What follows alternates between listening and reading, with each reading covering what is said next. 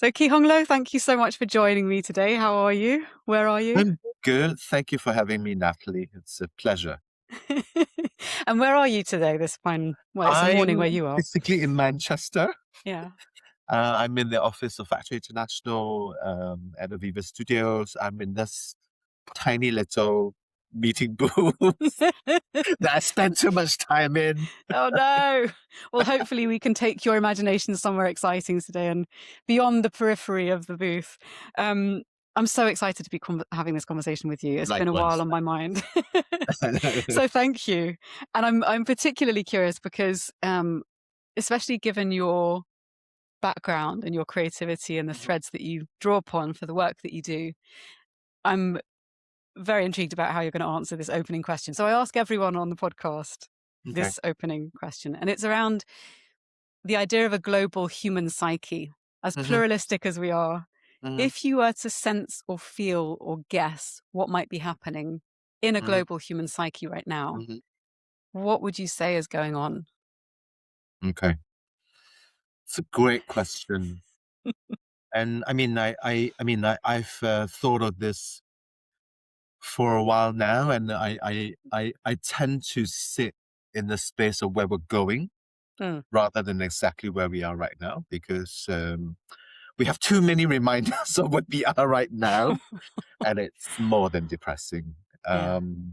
So for me, my brain immediately goes into what feels like is coming next, what feels like somewhere where we all want to go and we all want to be, and then there are many signs that obviously the world that we live in right now is not tenable anymore, is not sustainable anymore. And I think generally there's a lot of,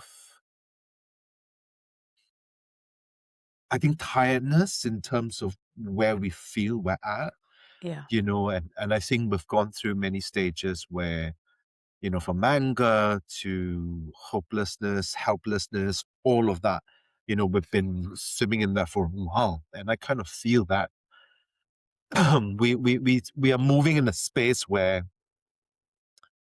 I think we're more interested to kind of invent and construct futures that we want to be part of, and the space that I work in a lot are with artists and Mm. are with, art. And I feel that that's the space that has given me, a lot to, you know, kind of not just speculate, but to actually kind of construct these futures. And hence, when people speak with me on things like this, I tend to be hopeful and sound like and a forever optimist, But I kind of feel this is a position like to be, because I think we've all lived through, I think since COVID.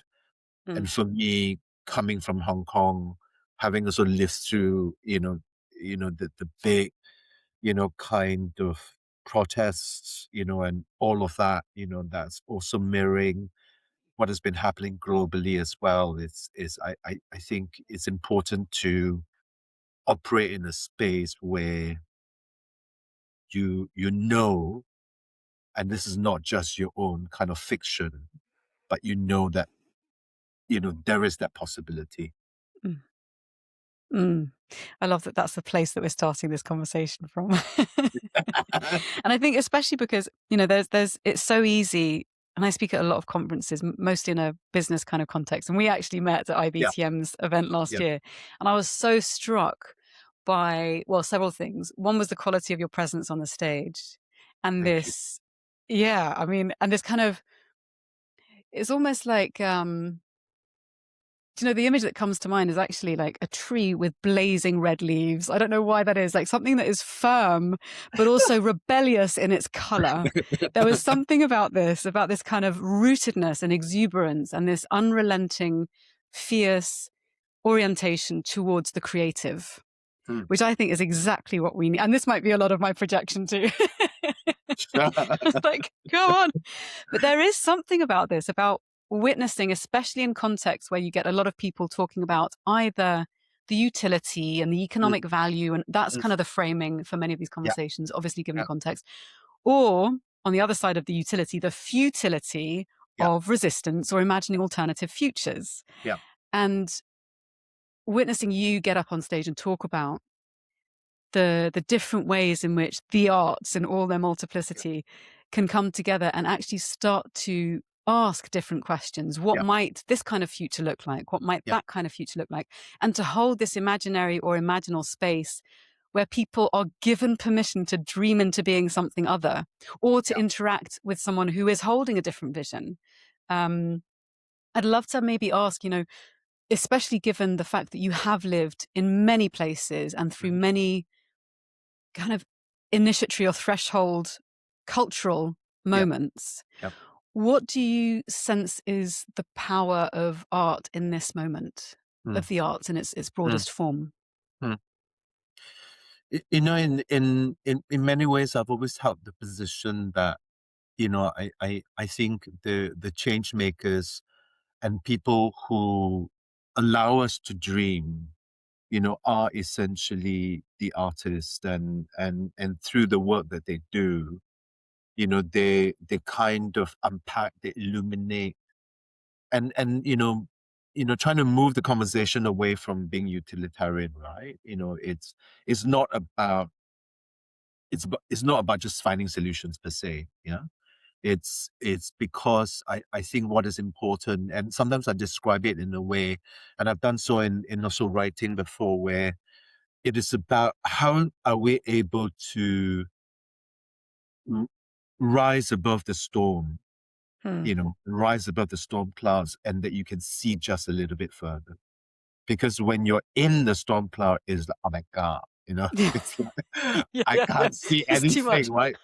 But you just go up a little bit, Yeah. and then you realize, that there is a much, you know, bigger sense of, I think, what is directly in front of you. And I think art and artists allow us to kind of do that, to Mm, kind of rise above the storm, just a little bit, just enough to be able to have a glimpse of something that, something else that's kind of possible. And you said it, right? That it is about asking different questions. hmm, It's about, also operating in a way that allow you to be released from the current set of vocabulary.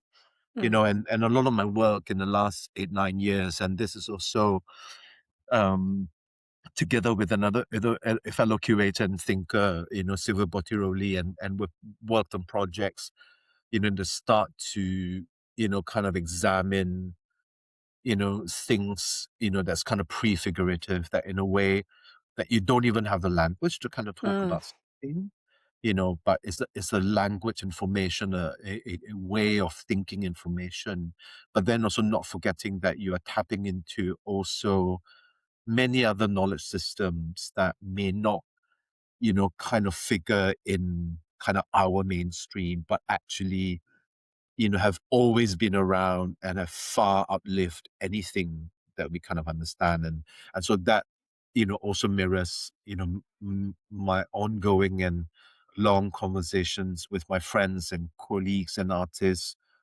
who have come from, indigenous communities from around the world, mm. because, you know, in many ways, their relationship to the world is so different, not just because it's different, but because for me, inherently, I fundamentally believe that, this is the kind of future that I want to be excited about. I want to be part of, because, it allows us to tap into, kind of memories and knowledge and histories and ways that, we have erased, Yeah.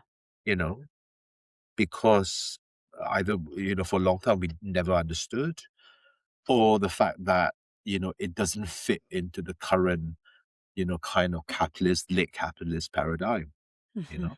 Yeah. That's really there's a lot of places I want to go from there. One of the things you mentioned there, the idea of glimpsing beyond that which we're immersed in. and ways of seeing. I recently met at the Gottlieb Duttweiler Institute last week a fellow curator, Mm. James Taylor Foster, who's Mm. just about to move to Hong Kong, funnily enough.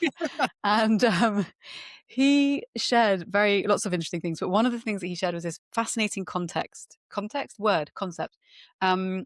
world glimpsing, the Mm. idea of world glimpsing, which sort of struck me in what you just said, Yeah. the idea that you can reveal to someone, not necessarily visually either, because we tend Yeah. to Yeah.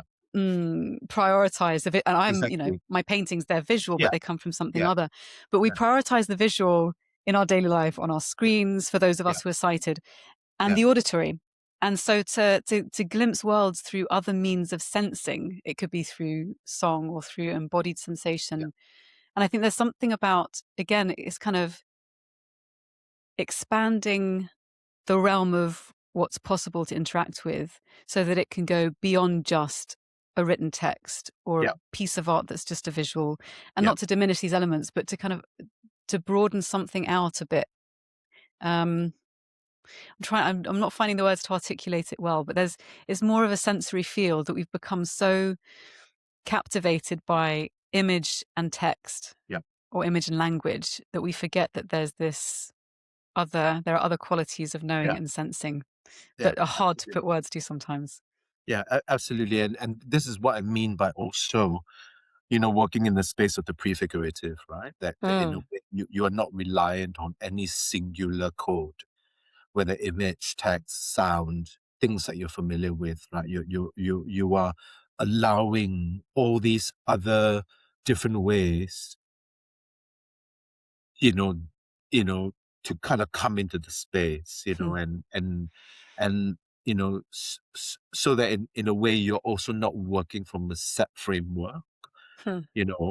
but allowing the framework to kind of evolve and grow accordingly, there's a part of my kind of own practice for a long time. I either, and because it was that period, within COVID, I've talked about the kind of mirror, with how a virus function, Hmm. and at the same time, as with many people, people talked about mycelial network, Yeah. mushrooms, and all of that, right? All of that Yeah. kind of thing started to come into your space because they naturally they feel they kind of make sense, and Hmm. obviously you're tapping into something that's not of your world, but you are part of that world as well, so that in a way it allows you to kind of, for me, be liberated from, I think, things that you feel you have to kind of rely on. Hmm. So as with many people during COVID, I did the classic three things and all of it. Either you have a pet, you started to grow plants, or bake. I did all three, you know. but the one that really, really, kind of cut the deepest was, my kind of obsession with sourdough baking and starters and yeast and all of that, right? Because it also kind of also informed my curatorial practice, somewhat, because for me the idea of a yeast culture, a starter, because it's different every time, so every bake is different because it takes into account many elements that you don't even think about, including your disposition and your mood, Hmm. all of that at play, not just the temperature, the bacteria that's in the air, the humidity, all of that, but there are many things that will implicate it. Hmm. And in a way, what it told me immediately was that it's not possible to have control of everything, Yeah. and the moment you allow yourself to be released from that, it starts to open up many other possibilities. It's what people do, when, they take, you know, things, to go bring them into other space, in the 60s, people have done, whatever kind of Yeah. drugs and all of that, to kind of release the mind and all of that. I mean, it is not new. All this is not new, Yeah. But because of many, many structures, they start to weed out, they start to, bury, they start to remove from my memory, because the framework that we live right now, or have been living for a while now, cannot control that. And Mm. hence fear steps in immediately. And therefore, when fear steps in, what you do is to shut down, remove, erase. Yeah. Yeah. So that's I think part of the journey that we're on, and is to kind of remember, to kind of excavate things that it's always been there, but Mm. we're made to forget. And in many ways, I think a lot of other cultures that we're not familiar with, have always held that space, have always, kind of operated in this kind of format. I mean, like, when we think about, kind of deep time and all of that, it starts to already question, your conceptions and perceptions about temporality, Mm. and that's, because we have been taught and engineered to think it only in a certain way about time, but Yeah. time is neither linear nor circular, you know. Mm. So that suddenly, oh my God, it allows you to then glimpse, the Yeah. different worlds. Yeah. This is so interesting. There's so much here that's starting to kind of weave together. That one of the things that come to mind when you're talking about excavating these possibly uncontrollable aspects that have been buried through the structures of, I would say, sort of empire and dominance and Mm. value brokering. Yeah. Um, the uncontrollable, the uncertain, and actually living systems, Yeah. they have a rhythm, but rhythm is not the same as a lack of chaos and a Yeah. lack of, yeah. So I think there's an interesting thing there around how do we start to excavate some of these things.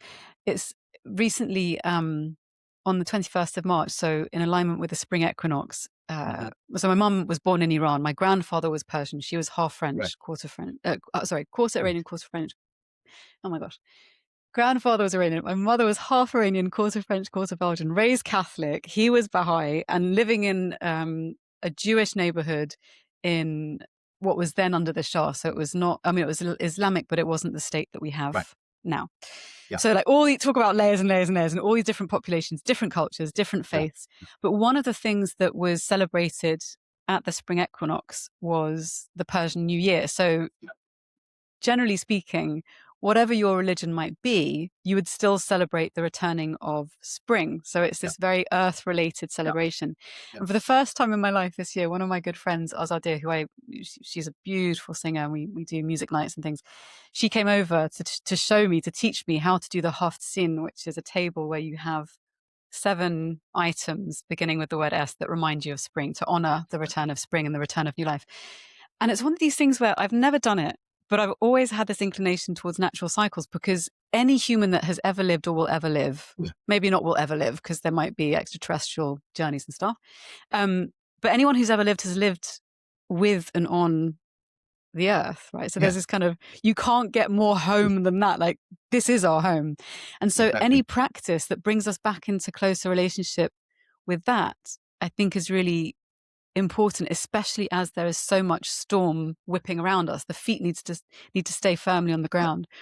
And one other thing that came to mind about the excavation, I don't speak Farsi, but I remember one time going to WOMAD festival. Have you been to WOMAD? Yeah. Yeah. And there were these 2 sisters from Iran. Most of their band had been denied entry because Mm. British border Yeah. control and the Yeah. shit show that is our Yeah. politics.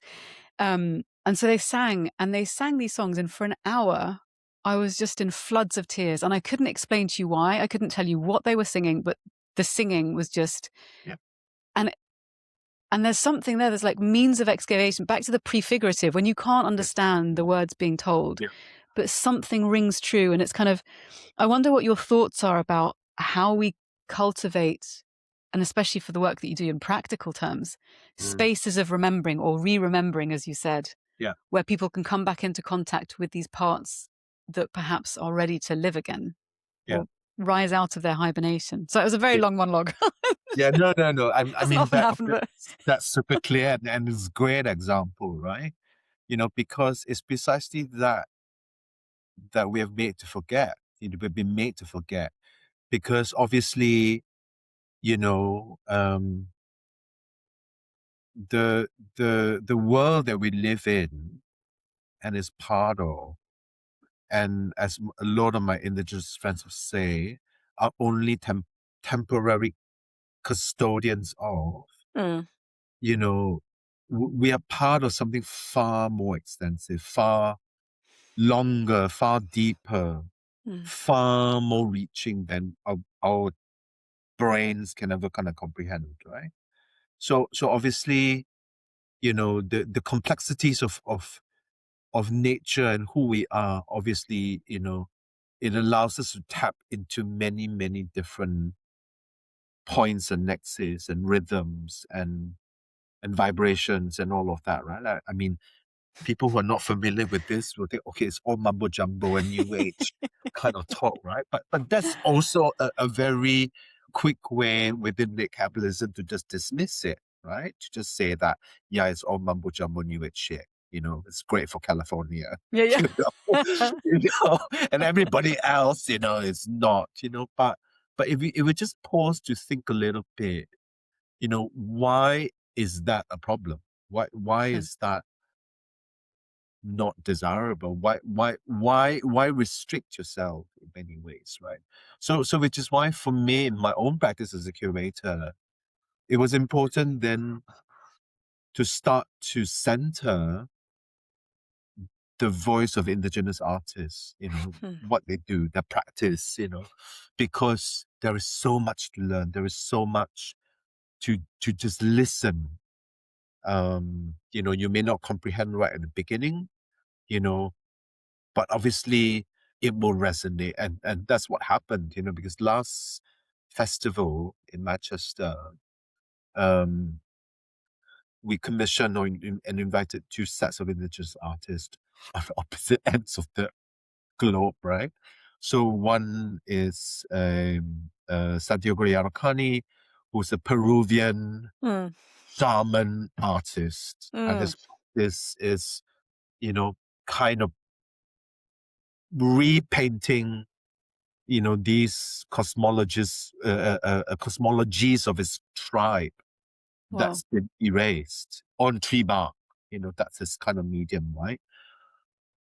But he's also, of course, like a leader, a spiritual guide, and the way he speaks with his children, younger generation, and talks about why the painting and the art is important. It's less the eventual thing, Mm. but it's in that moment of the painting that you kind of rediscover and uncover. And then on the other end of the spectrum, we had Faf Swag from Aotearoa, New Zealand, who are Oh, Samoan, Maori, trans, queer, non-binary, kind of mix that works in the space of avatars, AI, film, wow. photography, installation, performance, rituals, all of that, and it was also quite fascinating to see how audiences were responding to these two, almost feeling like opposite end of the spectrum, but then is really, really, kind of captured, that kind of possible imagination, Mm. and at this point, I also want to refer to a conversation I had with New York-based artist Kaneza Shaw. She works in the space of film, opera, visual art, theater, and we have this series called Artists in Times of Upheaval, where we invite artists. Huh. We started with artists whom we've made work before, and then we moved on to artists who will be making work with us, and then there are also other artists in conversation around the world who have had to and are still living through moments of crises, yeah, in their country, in the city, and then still insisting on making artwork, right? And the first thing Teresa said, and I wanted her to come, of course, to reflect on the shit show that's happening in the US, Yeah. and the first thing she said is that as artists, our superpower is perversity. Oh, wow. And in the and in the dark alleyways, the private conversations, the illegal assemblies, Hmm. this is where you start to have these conversations that kind of matter. That you tap into the unknowable, you tap into the unthinkable. Hence that perversity becomes a superpower, because in this day and age where everything is just crazy, Yeah. this is where artists in their ability to kind of really operate within these cracks that you don't think that ever is possible. Mm. But nature has always demonstrated it's possible. In these Yes. cement concrete cracks, some flower or root or plant life will always emerge because they will find a way, Yeah. and I think that is such a good reminder that we have always been capable of that. Mm. Yeah. But we have been broken, we have been beaten, we have been, whatever, raped Mm. to forget, because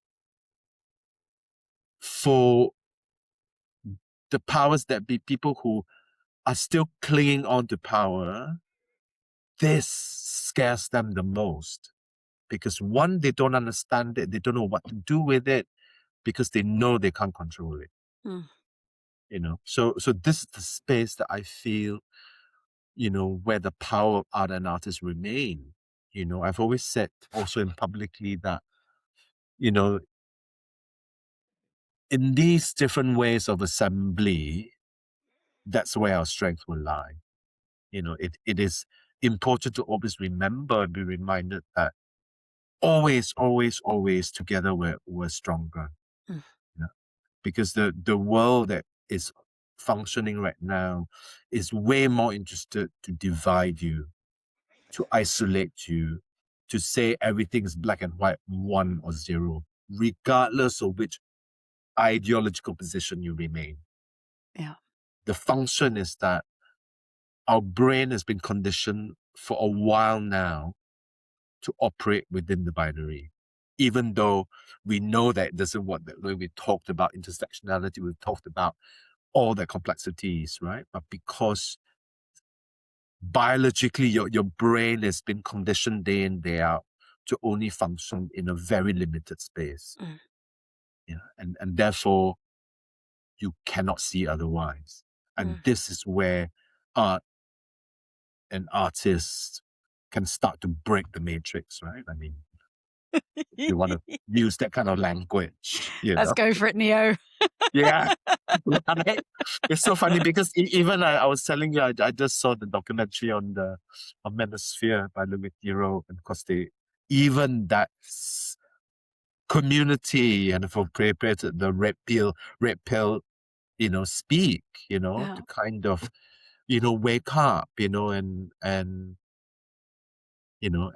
that is just funny. Right? Just funny and dangerous. Yeah. I think there's something about, though, and you mentioned sort of the binary, and I was thinking also about how I was talking about this with someone yesterday, the ways in which so many of our interactions are now compressed so that friction is minimal. So I'm thinking things like, on social media, it might be the infinite scroll, but with content that is known to be engaging with people with similar views. Yeah. The attempt to polarize people and say, well, this person, Rutger Bregman talks about this purity politics. You Yeah. might be on the left, but this person isn't vegan enough or isn't, whatever enough. Like you can Yeah. pick, and sorry to pick on the Yeah. vegans, so I'm not picking on you, but you could take any label and run with it. And the idea that if you split a rich, vibrant ecosystem into enough of its tiny component Yeah. parts, it's kind of the idea of almost sort of this materialist reductionism, but in terms of the circles that we extend our compassion to, Yeah. then we really are fucked. And actually, the Yeah. alternative, there are many alternatives, not to fall into binaries, but the opposite direction of travel from contraction is expansion, and an Absolutely. expansion which doesn't annihilate difference but welcomes it. Yeah. And there's something about this, and I love the word of sort of the idea of the artist, our superpower being perversity, and kind of those threshold places to be able to speak the unspeakable. And in some instances, I'm thinking now, especially with the pressure to be, for example, present online, that form of perversity or rebellion might be holding spaces where privacy is held sacred, or there is no surveillance, where you leave your phones at the door, Yeah. or you have no recording device, and Yeah. did a tree that fell in the forest without being TikToked, is it actually falling? So these sorts of spaces.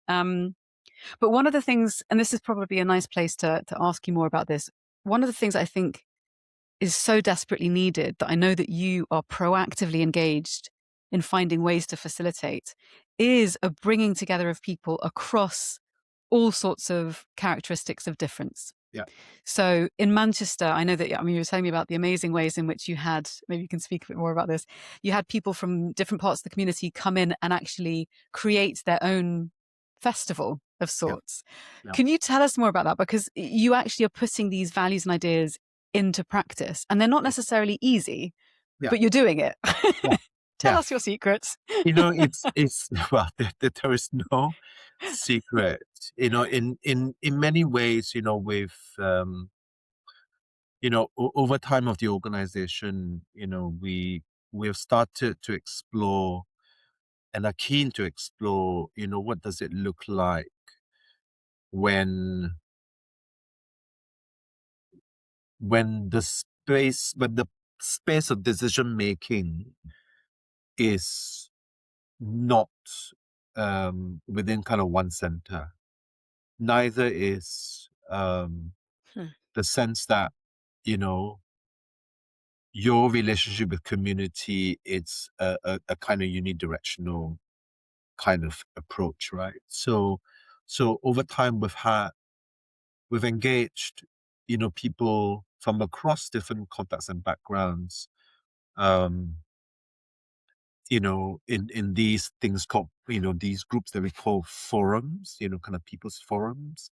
And essentially their key role, it's kind of governance. So meaning they Hmm. question everything that we do, from programming to how we talk about a certain project to price of coffee in the building to all of that, right? Because you are part of the community, so you need to listen, you need to kind of understand, um, how what are people thinking about, and this is also evolved into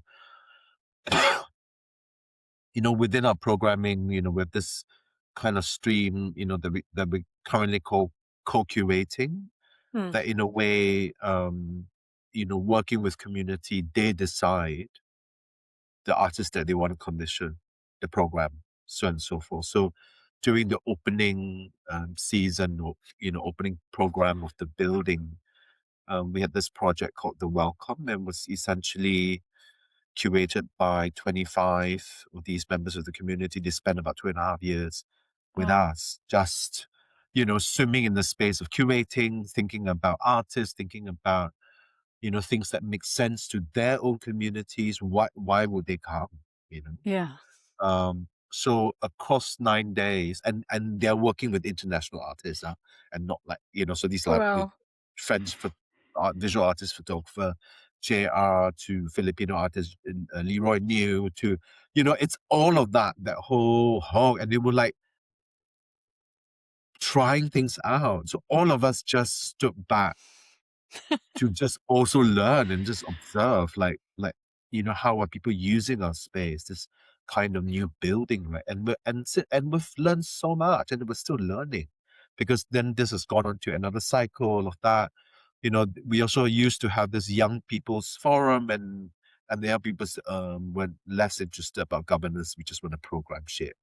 So it was We want to do the fine. parties. So Parties in the so art. those who are still obsessed about governance, they join the people's forum, and then we then started our young curators program, that we were just about to finish.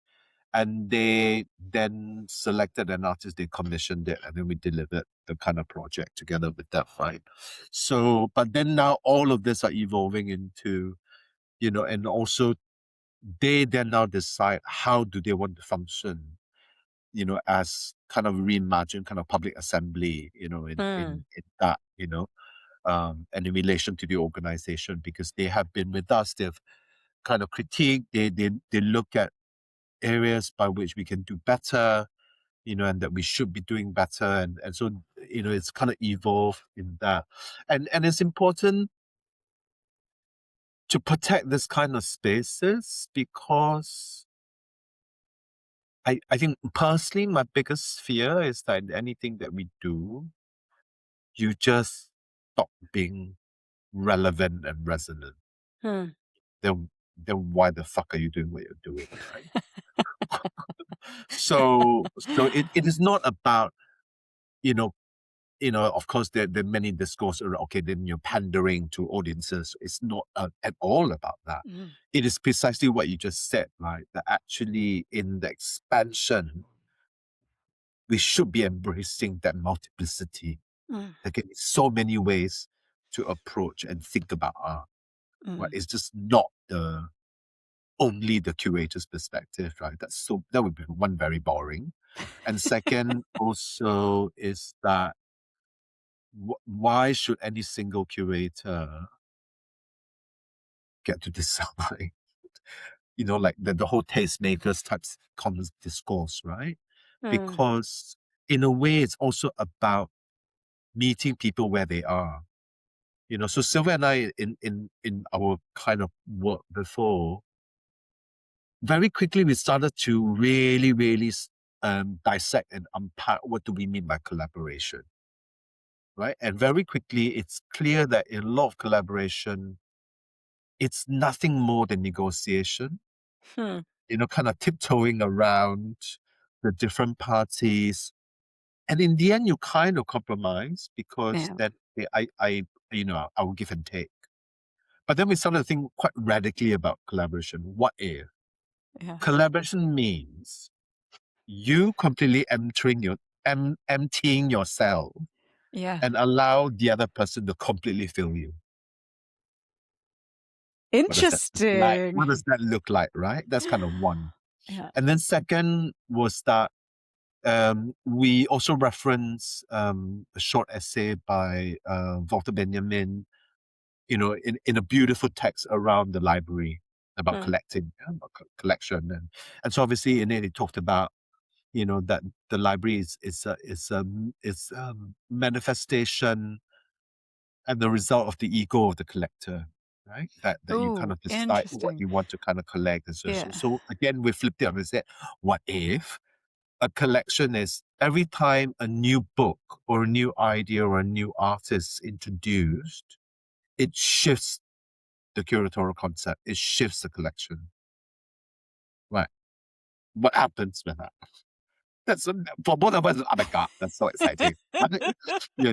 It's like it's not about that you keep changing the thing, but that you allow that evolution to happen in front of your eyes.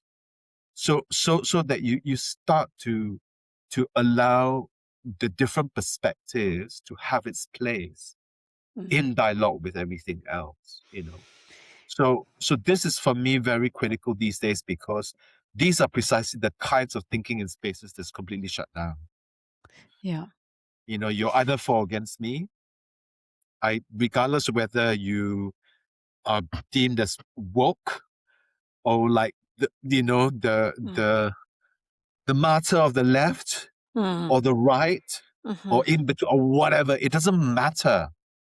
Because everybody is just saying, if you're not with this, like your point about not vegan enough, then sorry, you're out. Like, how do we end up like this? Yeah. I love that you're coming at it with the what if questions.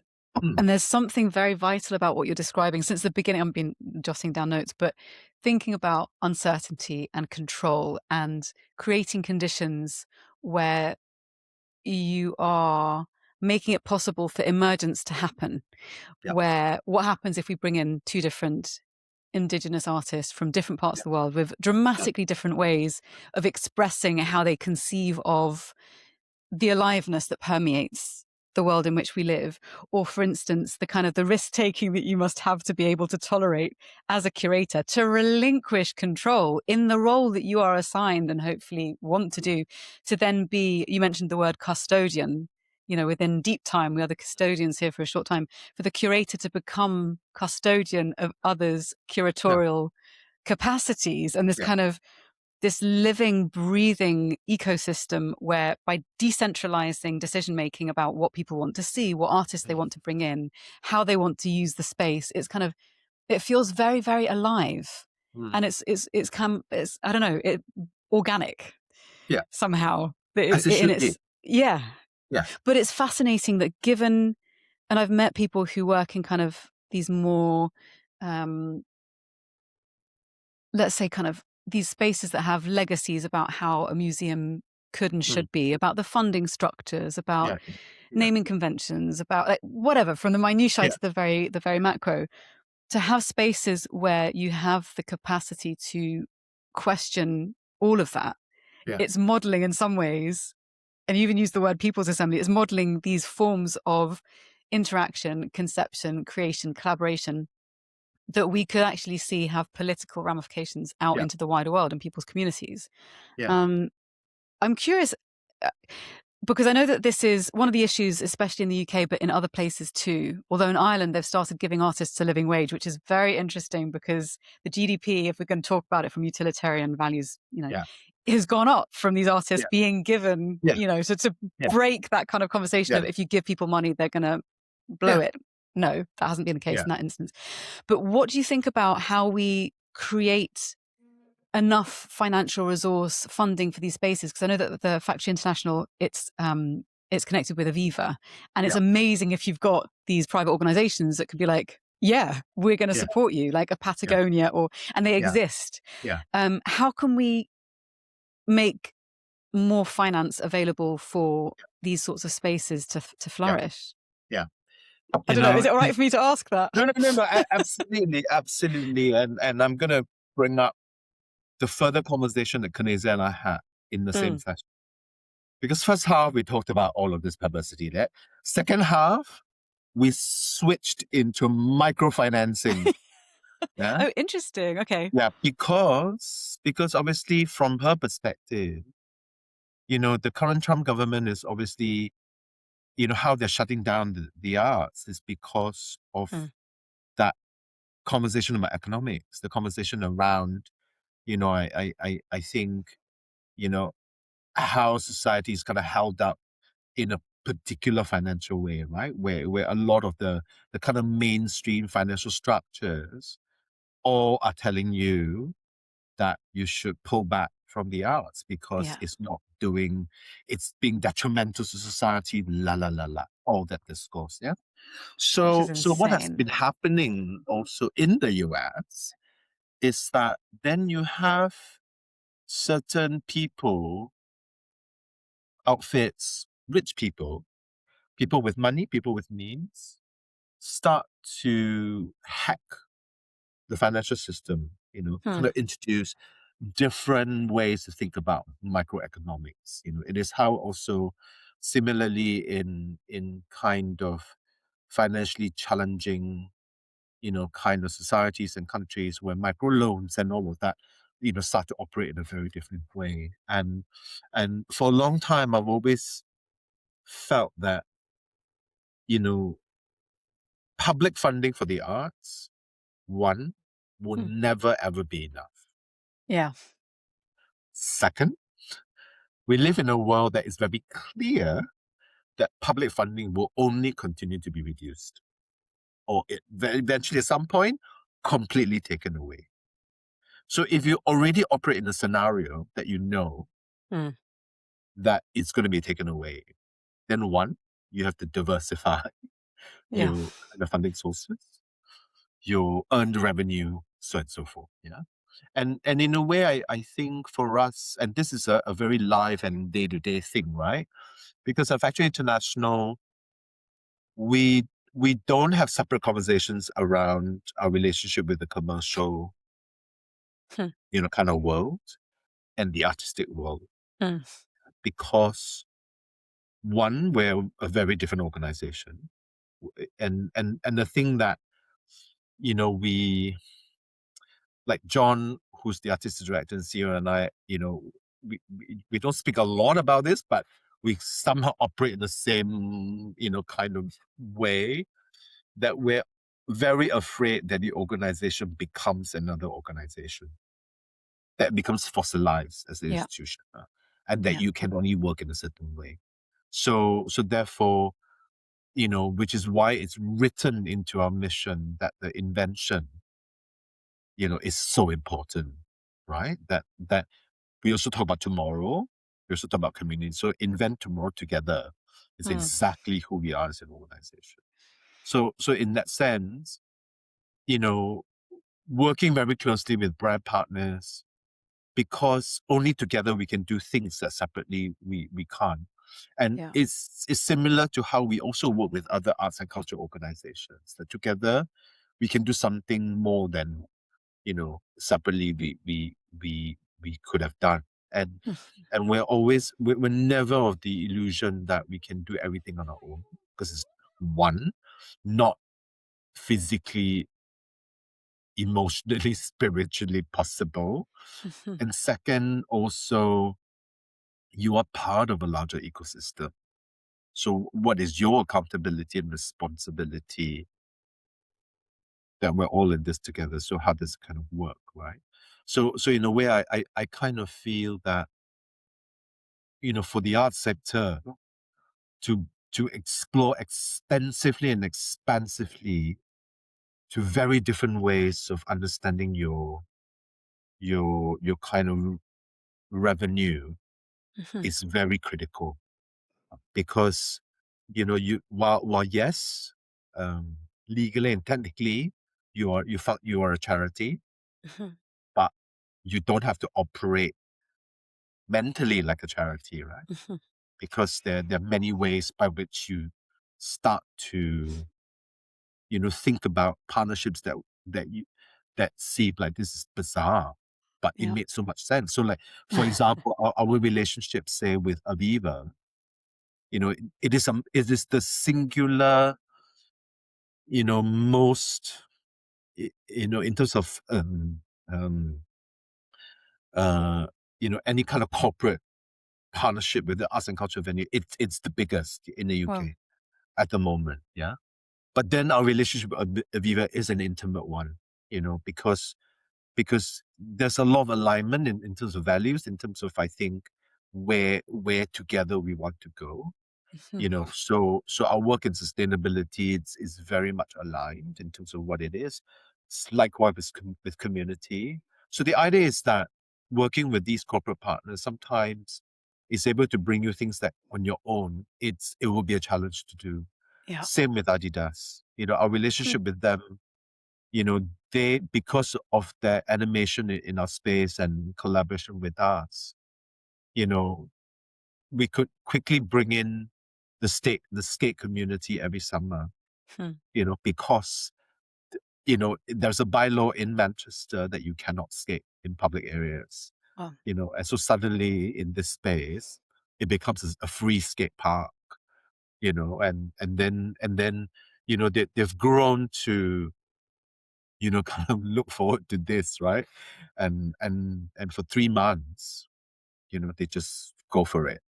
It's So incredible. yeah, so I think these are kind of ways by which in these partnerships we're able to kind of engage with, bring along the ride and the journey a very different set of audiences Hmm. that on our own is never possible to Mm. kind of do. Yeah. And I think also, and this is sort of something that's peppered throughout the examples that you shared and the way of thinking about it, it's the idea of not just colouring between the lines, like to convert an art space into a skate park which is otherwise illegal. Back to this thing about perversity. It's like, where can you cross a boundary which brings people in, and not to do it for the hell of it, but to do it Yeah. for certain reasons. Yeah. And also, for instance, I'm thinking about with Ai Weiwei coming up, to bring in artists who are politically engaged, either in very vocal, proactive, renowned ways, but also in these other smaller, transgressive ways. What do you think, for people who are listening to this, with all of the themes that we've touched on, what, if there was one sort of question you could give people, what question would you give them about how we can show up in this moment with greater accountability and creativity?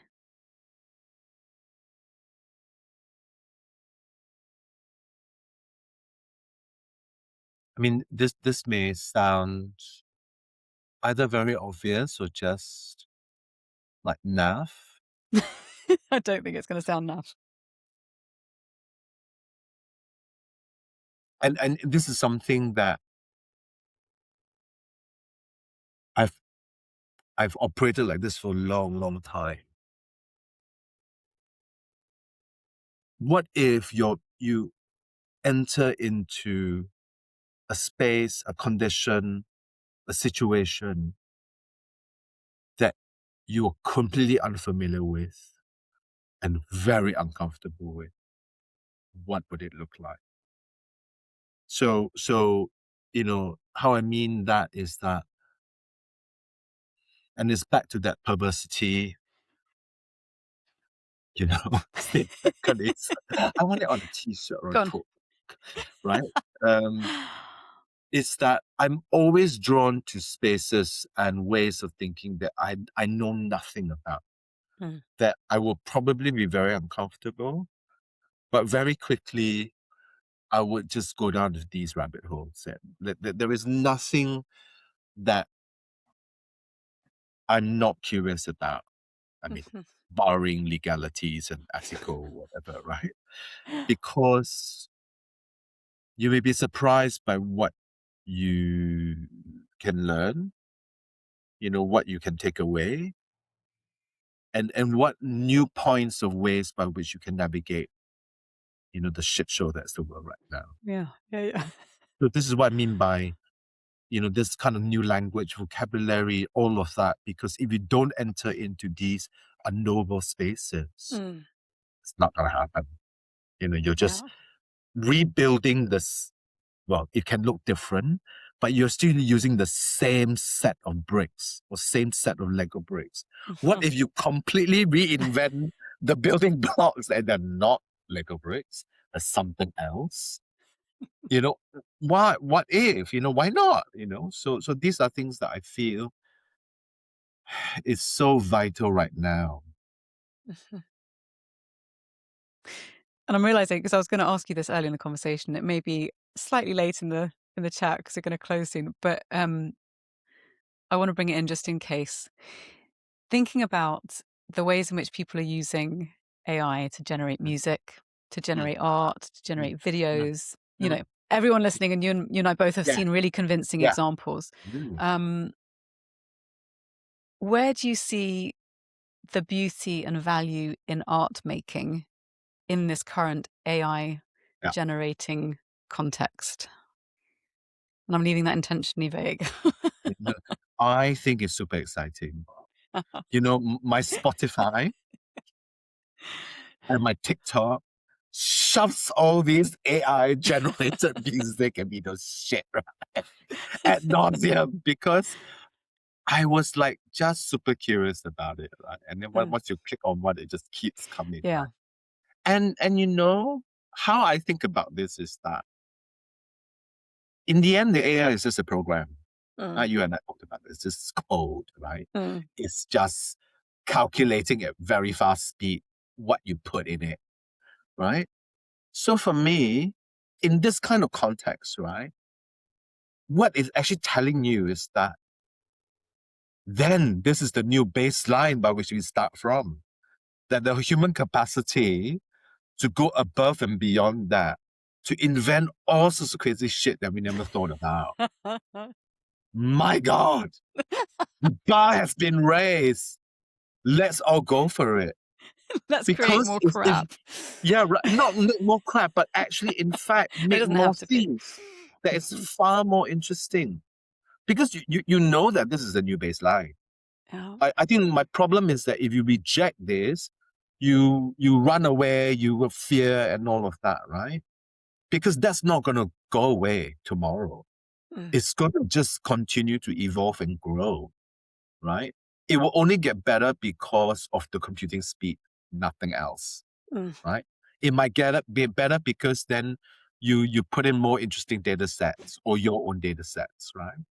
But then what it means is that then this is the new baseline. So that when you create, you go above this. Because many people are saying, wow, this new AI music is like whack. Because what it does is that it just hits all the buttons at one go. Right? All the buttons you ever have, it just hits all of it. Right? That's what people who write good music does. There's a lot of like not very interesting music, whether AI or not. Yeah. I Right? mean, I think there was also, I can't remember the name of them now. I need to search for it. But this duo from France that are wearing black and white dot costumes. Have you seen them? Hang on, let me find the Polka name. dot? It's yes. Wait, is it them? What's their name? Hold on. Uh, angine de poitrine. That's what which Mm, means chest angina. As far yeah. as it's a heart attack, I guess. Angine de Great name. poitrine. Great name. But this duo that basically have you? So one of the guys is playing drums. I'm guessing they're guys. And the other one is but you can't actually tell, is playing a two-necked guitar that Yeah. plays in semi-demitones. Yeah. Oh no, yeah. So, and this is when I'm thinking about what you're saying about raising the bar. It's like, what can AI not do? Well, you mentioned training data. If there doesn't Yeah. exist this kind of musical Yeah. instrument played in this specific way, in this Yeah. particular combination with these people in these particular moire pattern Yeah. generating clothing with a background that's also going to confuse algorithms, like that is a really interesting example of human creativity. And their tickets sold out within seconds. And Yeah. it's two presumably blokes in outfits playing wacky ass music. Yeah. And everyone's going, oh my God, this is the next best Yeah. thing. But it's also that response, that vital response to what do we do? Where is the new frontier of Exactly. exploration and risk Yeah. taking and Yeah. perversity within those bounds that we were talking Exactly. about earlier? And in many ways, right, barring nature, because nature is far more perverse than you can ever Yes. imagine. Yeah. Yeah. Far more extensive in its ability to do all sorts of crazy shit that will blow Yeah. your mind. I think Yes. as human beings, as human societies, we must not forget we have this capability of invention. Mm. So therefore, with AI, I think the intensity of technology, it is not about being subservient to this. And Chinese philosopher Yok Hui has written on this ad nauseum, right? This whole sense of the cosmotechnics, Hmm. and and it, basically to know that you are actually never subservient to technology. Yeah. You have the capacity to invent. Hmm. The code doesn't have, the code cannot invent shit. It can approximate invention, and that's the romantic side of us, right? That we kind of ascribe, oh, they have invented something new, but no, sorry, nothing new. It's all just repackaging, right? That's great speed. So in a way, then when you're able to embrace it, to kind of work in tandem or just a couple of steps ahead, this is where the new world becomes super exciting, right? Because you know the limitations. You must be fully aware of the limitations. But the problem is that I think the discourse is that we assume that the AI is superseding us. Yeah. But it's not at all. It's only faster. That's about it. Because of the many forms of it's faster processing power. Finish. It's got no ounce of originality. Yeah, and this is where perhaps to land the conversation is that the arts are a vital, living, breathing thing that responds to originality, or the call for originality, the call for the new, for this constant act of creating, of co-creating. Okay, last words of wisdom, Kee Hong. Where do you want to end this conversation? You have so much to share. I mean, for me, the future is already here and now. It is not like, 5 years later, 10 years later, we have to slog at it to get there. It is now. It's time to recognize actually, what we can actually do together and not be afraid, because I think we've operated in fear for far too long, and that is only giving more space to whoever up there is trying to cling on to the last vestige of power because they know they will go away like tomorrow. Hence, it's like freaking out. So we're living in a world because they're freaking out, because they know. Yeah, the sooner we recognize that actually, we are already there, then the sense of hope, the joy, and all that will just come. Again, the eternal optimist may be speaking. Love it. Please, need more of that in this world. Kee Hong, thank you so much. It is such a pleasure talking with you again. Just Likewise, an absolute thank you joy. for having me.